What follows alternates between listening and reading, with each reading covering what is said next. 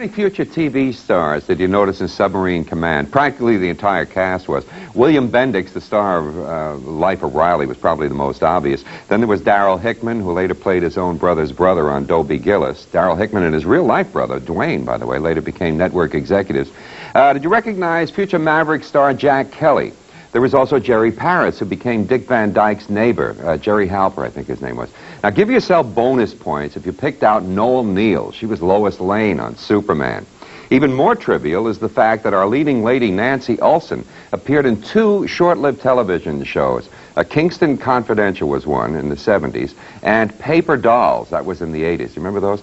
Charles Meredith, who was the Admiral, was a doctor in a show nobody remembers. That was called Court of Last Resort. While Gordon Polk, who played Ralph, was a regular on the Jerry Colonna show. Remember Jerry Colonna with that wild mustache and those eyes?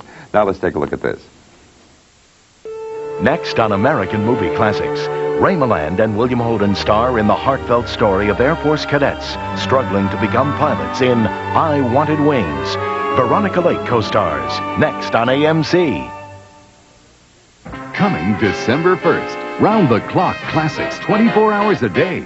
AMC, the place to turn for all your favorite movie classics. The movies America loves best are now available 24 hours a day. And to celebrate our new schedule, AMC kicks off the first 24 hours with a non-stop Marilyn movie marathon. The movies, the stars, and the magic. From cable TV's only all-classic movie channel, AMC. Round-the-clock classics 24 hours a day, coming December 1st.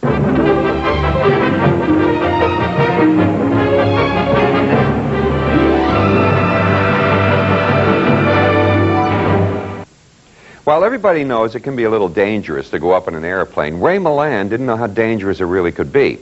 Now, he was in Texas filming I Wanted Wings when, during a break in the filming, he and one of the stunt flyers decided they'd go up and take a little ride. Well, somebody must have forgotten to check the fuel supply, and the plane just ran out of gas. Milland was wearing his costume, though, an Air Corps uniform, you know, that had that parachute in the back, so he decided this would be a great time to test out his jumping skills and bail out.